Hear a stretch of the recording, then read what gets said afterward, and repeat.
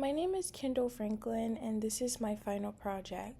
For this project, I decided to create a movie library system that uses a concurrent client-server model written in the C programming language. The main idea is that there is one central server that keeps track of shared movie database, and then multiple clients can connect to that server at the same time to interact with the database. First, I'm in my project directory and I have my source files, my data file, and my make file all in the same folder. To build everything, I just run make. This compiles the server and client programs and links them with the CSAP code and the pthread library. In my project directory, I have a few main files, which is server.c. This is my concurrent server, and it lists on a port, loads movies from movies.txt, creates a thread for each client, and manages the shared movie database with mutex. Client.c, this is my interactive client. It shows the menu, collects user input, formats commands like list or add, sends them to the server, and prints the server's responses. csap.c and csap.h, these are the support library files from our course. They give me reboost, IO, socket helper functions, open client FD, open listen FD, and threads, wrappers, so I don't have to write all the very low level code from scratch. Movies.txt, this is the database file with my initial movie list. Then lastly, my make file. The make file handles compiling everything. I run make and it builds both the server and client executables and links with CSAP and pthread. It also has a clean target so I can remove compiled files easily. Together, these files make up my concurrent movie library system project. Now I'll start the server. In this terminal, I run /server 3240 movies.txt. At this point, the server is running in foreground and is ready to accept connections from clients. Next, in the second terminal, I'll start the first client. I'll run .client local host 3240. As you can see, the menu options are here. List all movies, search movies by title, search movies by genre, add a movie, add a new movie, rate a movie, view top rated movies, and quit. The menu is displayed in a loop, so as long as the client is connecting, the user can keep choosing different operations. First, I'll choose option 1, which is list all movies. You can see the list of movies printed out. Each line includes the movie ID, the title, the year, the genre, the average rating, and the number of ratings. This confirms that the client and server are communicating correctly. Next, I'll show you searching by title. I will choose option 2 in the menu. The client prompts me to enter a title substring. I'll type something like King.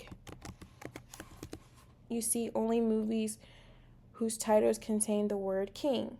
This shows how the server supports searching through the database and returning only the matches. The word king matches with the Lion King, which is in my movies.txt file. Now I'll choose the option 3 to search by genre. I'm typing something like animation.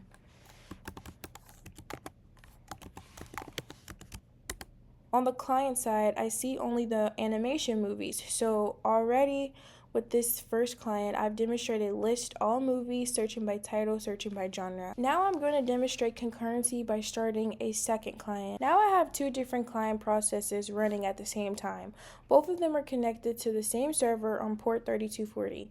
On the server end, that means there are 2 separate threads, one for each client, and they're sharing the same global movie database and memory. I'll use client 2 to show how updates made by one client immediately affect what another client sees. On client 2, I choose option 4, which is add a new movie.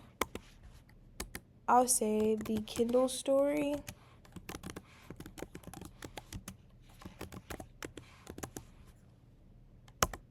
Year 2025. Genre, drama. Description, I'll say a student building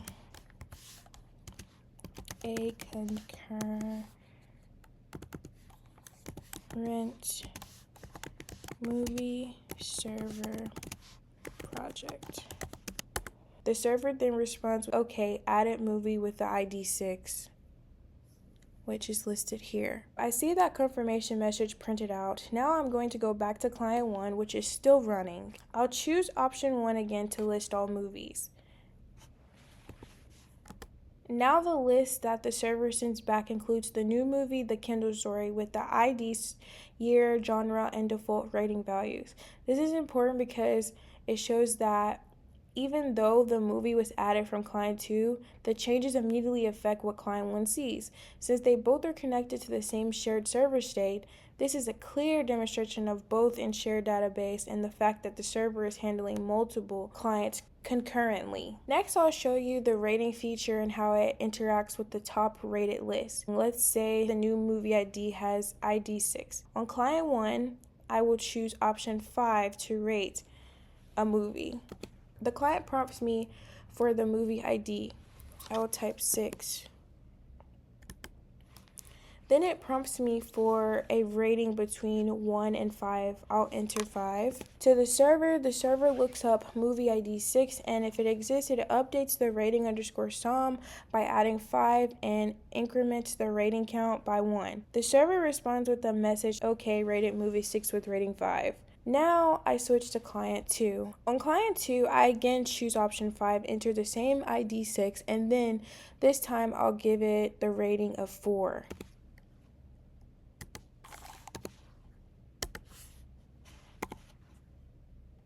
So client 2 sends rate 6 4. The server updates the same movie record. At this point, movie ID 6 has 2 ratings, one from client 1 and one from client 2.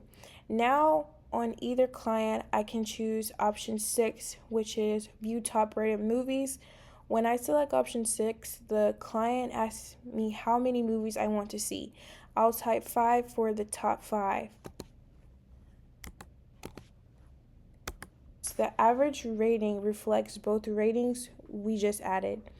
This interaction shows that both clients are able to update shared data almost at the same time, and the server keeps the data consistent and computes correct averages. I'll also briefly show some basic error handling. On a client, if I choose option 5 to rate a movie and I enter a rating like 10 or 0, the server will respond with error message saying that the rating must be between 1 and 5. This prevents invalid updates and makes it clear to the user. So I'll show you guys that.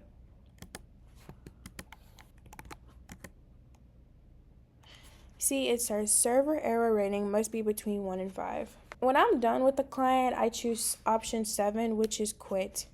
The server then replies with okay, goodbye, and the client closes the connection and exits. The server continues to run and keep serving other clients when I'm completely finished.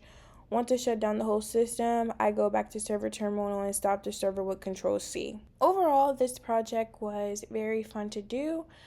Before I end, I would like to say some of my pros and cons I faced while completing this project. First, my design clearly follows the concurrent client server model that we learned in class. And another pro, I would say my server supports several useful operations, not just one thing. A future improvement would be to add real persistence and like saving and updating data back to disk. Second, I would say the protocol between the client and the server is very simple and text-based. For a real application, I would probably want some idea of users permission or at least tracking which user rated what. I did try to implement that, and that was a struggle that I had. And yes, thank you for being here to listen to my presentation.